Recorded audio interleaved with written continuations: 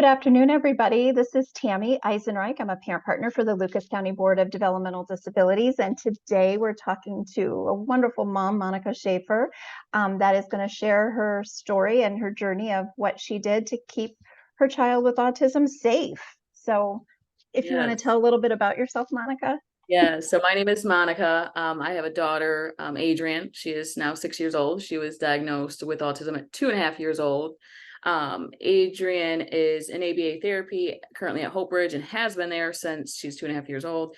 And was not introduced to I guess, the grants and the different resources available that side of this world until a little bit later on.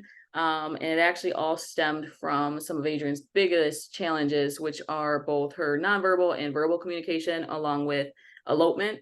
Elopement is that wandering and running off. And those two are a perfect pair for a major safety concern, unfortunately. So that started to become more of a problem, probably around like 4.5, 5.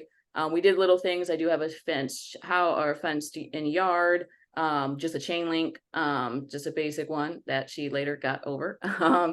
So we started, as she got a little bit older, started to see more problems with the elopement. Unfortunately, there was one major incident where she actually was able to get down to the park, which is about a half mile down the street from our house. Luckily, I do live in a small neighborhood and quiet neighborhood, and somebody saw her as I was on the phone. This did involve the police in this incident. It was very scary. And we were able to get her within probably 5 minutes. But it was still very scary. After that, I kind of opened my eyes to more things of what I need to do now that she's getting older.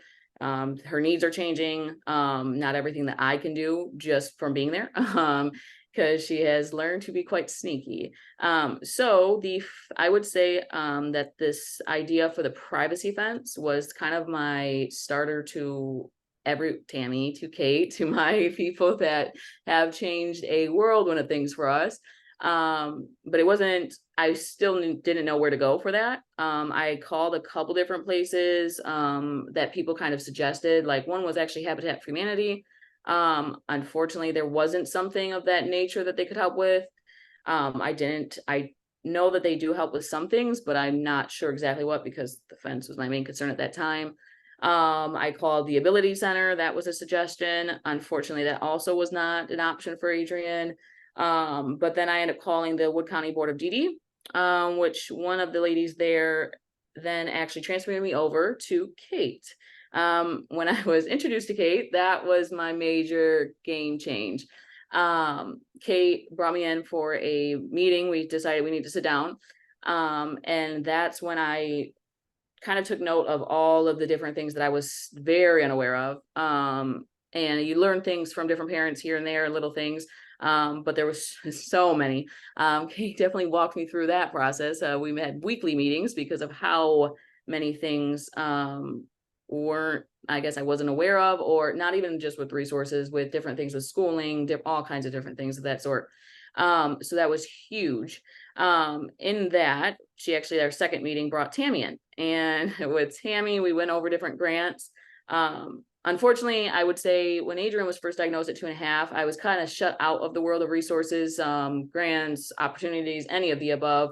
It just wasn't, I guess I didn't have a good first conversation over that. So I never explored those options, didn't know how many options were out there until Kate and Tammy. Then that was when everything kind of changed. I kind of realized there is help. There's more help than I realized that's out there that could make these types of things be a little bit more reasonable and happen, especially for the safety of my daughter. And we were pointed to the Ohio Community Fund, or Community Fund of Ohio, I believe it's actually. What two ways that said? Okay. That's It's okay. one of those two. And just to elaborate a little bit, Kate is the executive director of the Autism Society of Northwest Ohio. So I know when you get linked with your early intervention and the different programs, and every state is like this. Sometimes they're a smooth transition and other times they're not. You get that Help Me Grow or that early intervention help. And then once they push you off to school age, they assume you'll use your resources that are available through your school district and what your address gets you.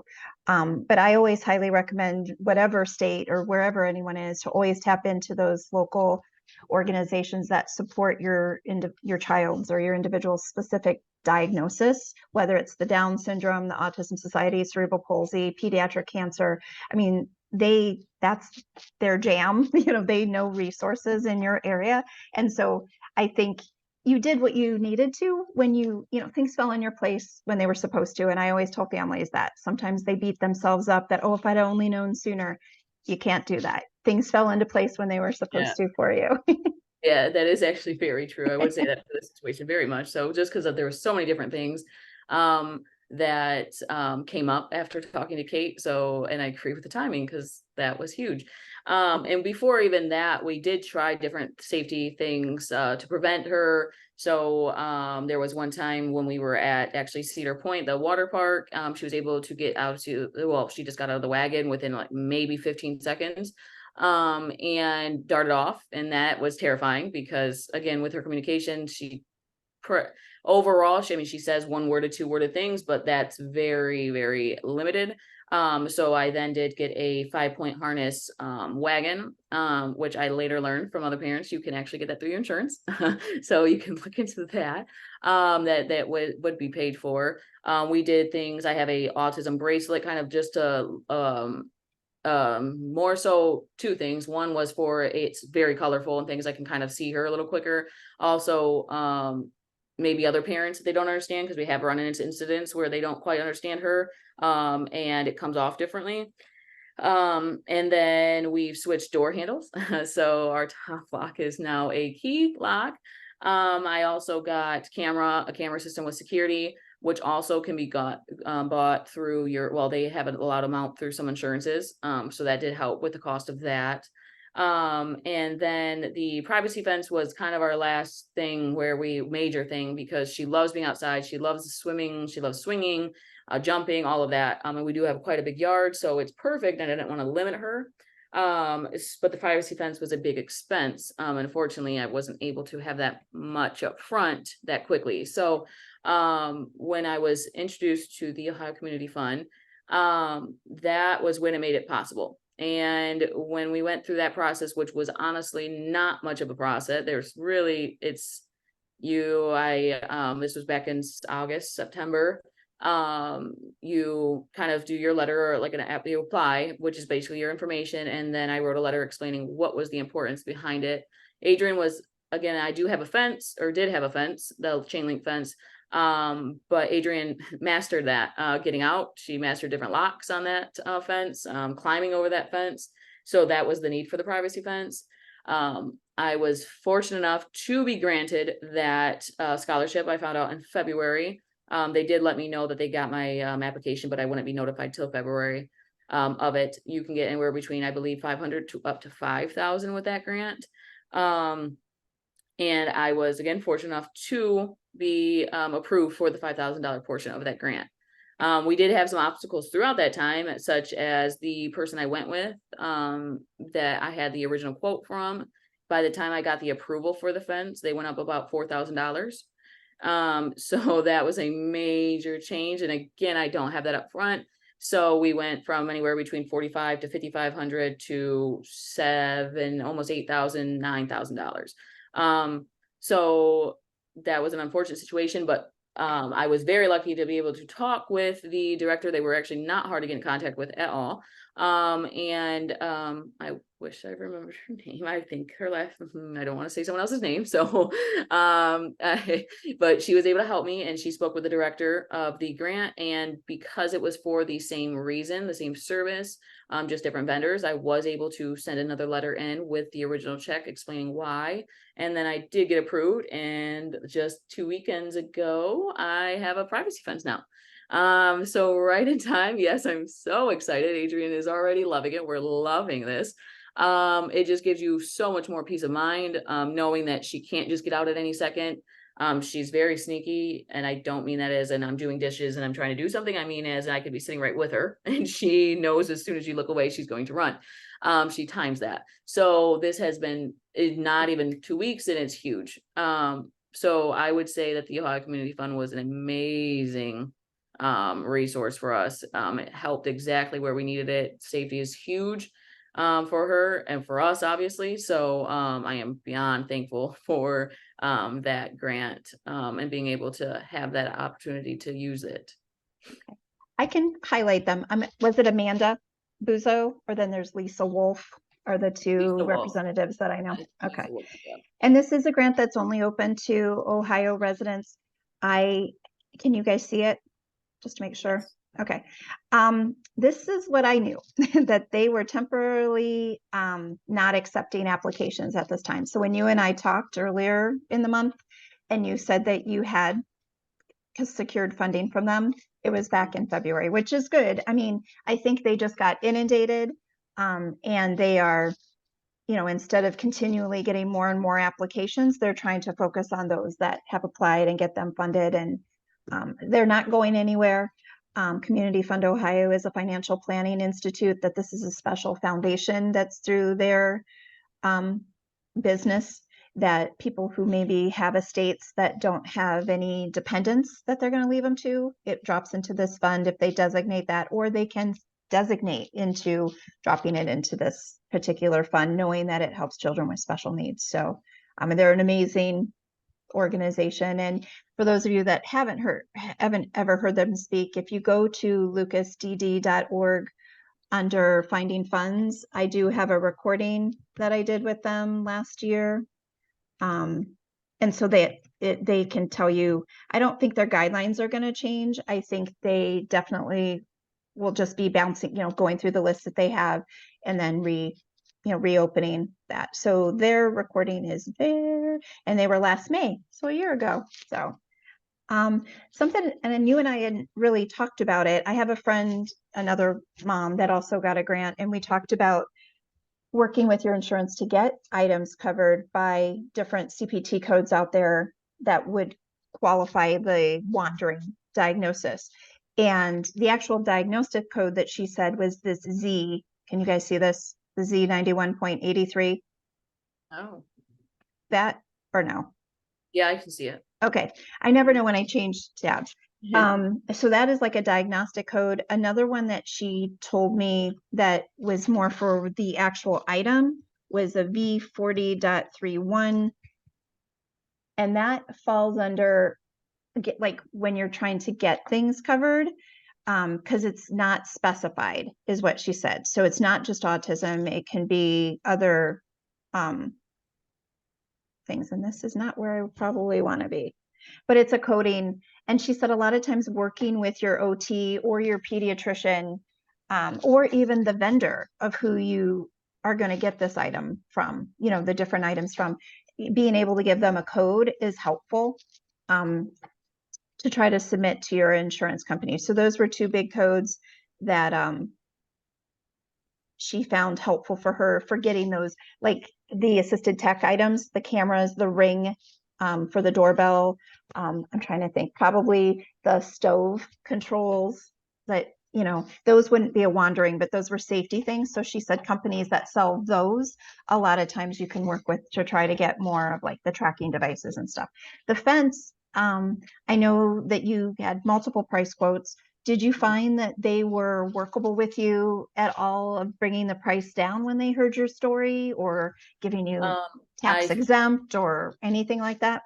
I mean, I guess it could go both ways. I will say that I got 4 different quotes, but the quotes that I received were more so because I didn't know if I was gonna be able to get funding, that type of thing. I didn't go with big named fencing companies. So I can't say that maybe they had more options or maybe resources that possibly could do that. I know that I would say, unfortunately, I believe that I was actually taken advantage of by the first guy, because that wasn't the price point. And once I think he knew that I was getting funding, because you have to be able to send in the quote and everything in their information. So I need to let him know that this information needs to go there. I need it a certain way. I think he knew, once he knew the amount, he kind of took advantage of that. So that was unfortunate.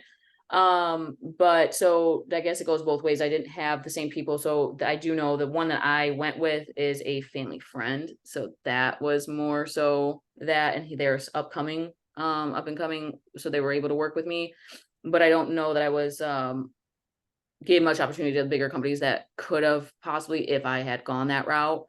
I guess too, because I'm newer to the grant still and everything and the opportunities, and because the way it was presented to me in the very beginning, I've still shied away from the questions that I could be asking. So that type of thing, I almost close out, or I don't think to ask, or think that I'm asking something and I'm just asking to get something. Like I don't want to be portrayed the wrong way. And I, unfortunately, it was just the way that I was told in the beginning, which was, don't expect anything. Don't expect, not that I even did, but it was already put out there. I didn't even, that was right with the diagnosis. Don't expect much else.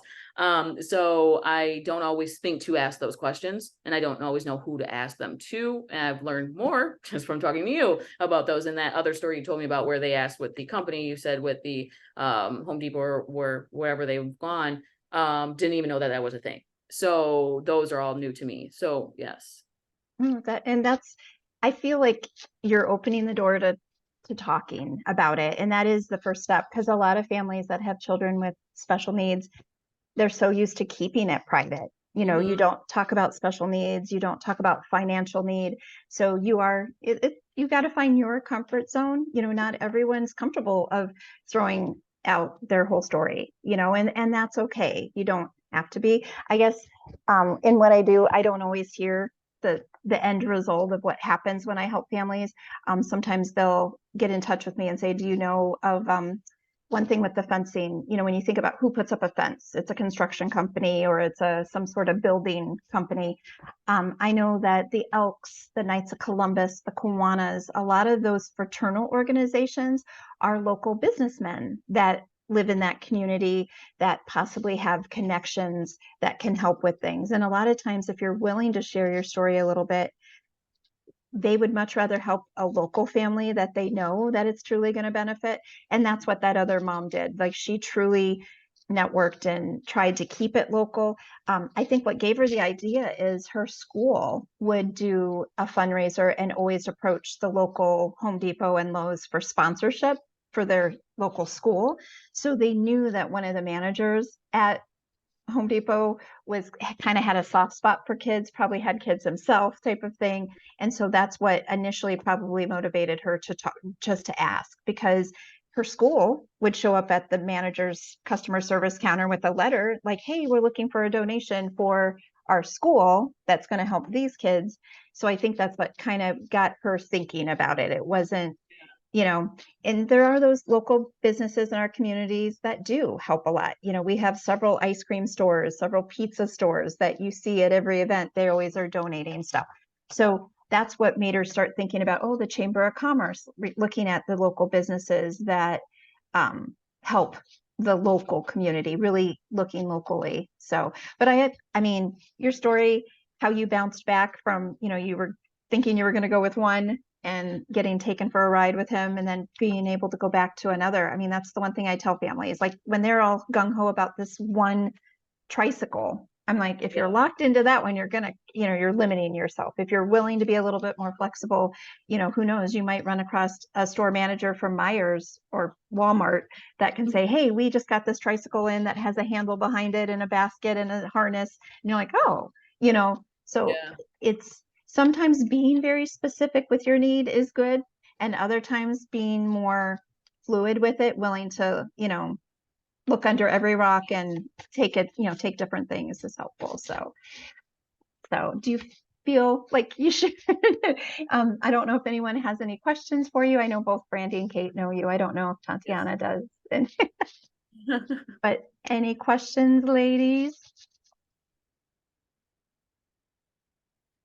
Okay. No, but I really appreciate you sharing all this. This is some great information that I didn't even know about. Oh, of course. I'm surprised I have the information. So I feel like I've learned a lot from Brandy and Kate, so I'm surprised I have additional information. Mama Network is always good. Oh, sorry. This is Liz. Thank you so much for sharing. That was great information. Oh, of course. Thank you. Okay, well, I'm going to stop the recording and let everyone know the last weekend. I just have a really quick question. I'm so sorry. Yeah. Monica, what would be your advice to other moms who are, kind of stuck and kind of, don't know where to go or what to do, or, feel kind of alone? I don't know if you're gonna like this answer, but I honestly think that Kate's my person. I don't I don't know This that I is not a commercial for me, my friend. This I is not a know. I know commercial. that that's not where we're going with that, but I think that some of those organizations like the Board of DD or Help Me Grow was definitely a big source, because those people were people that were maybe didn't have all the answers, but then they were able to point me in a direction. And that's where I was led to Kate, and Tammy. And then those people are then able to kind of specify a little bit more. And then there's throughout my journey through this and being Adrian, so the last almost 4 years now, is more so those Help Me Grow, Board of DD, and now Kate, Northwest Society of Autism, and Tammy. But the being more trying to get that communication, I guess, with other parents was a helper for me. So even like Anthony Brono doing the autism support groups now at Savini Playland, that's huge, because even the 1 or 2 conversations that I have, I mean, learned about the wagon. That was an $800 wagon I paid for because it had a 5-point harness. It was so hard to find one that had a 5-point harness to keep her back. That was from another mom. Learning about more and more resources or ideas even was all trying to just ask a question, I guess, or finding another mom. And it just points you to when everyone has like a little bits and pieces. So if you know something more specific, it's easier. It's those bigger organizations are helpful. And it kind of points you in the direction. So I guess a little bit of being open to knowing about or asking questions, not only through these organizations, but if there's parents of somebody. I mean, I have multiple parents being open about my story. I've had over 20 parents at least ask me about different things, and they've learned things, or I've learned little things from them, or like again at the autism support group, I've learned about the gymnastics that they now have at the YMCA for children with disabilities. So that's huge. So networking, I guess, trying to at least ask questions. Yeah. Well, and that's how, when we were first diagnosed, I found out about like methyl B12 injections and the gluten and casein free diet and heavy metal detoxing. Those are words that are not in the normal day of raising a child. The saying that I learned about that, and I actually was able to do a hair analysis test, which I didn't know was a thing either, and was able to see the extensive levels of toxins in Adrian's body, just from her hair. And that was actually just a few months ago. So yeah, and that was just from a doctor at work, and little conversation. I had one with a patient that is occupational therapist, and their child has autism, and I learned about different things in Cincinnati that are options. So just by just those little conversations are huge. I agree. And hopefully these videos, my hope is that they help other parents realize, one, that this is an option, that this is something maybe that could help. And two, they might not have ever thought about, a fence being something for elopement or the wandering. So definitely. Well, thank you again. And as I said, all of these can be found on the lucasdd.org website under Finding Funds. Thank you, guys.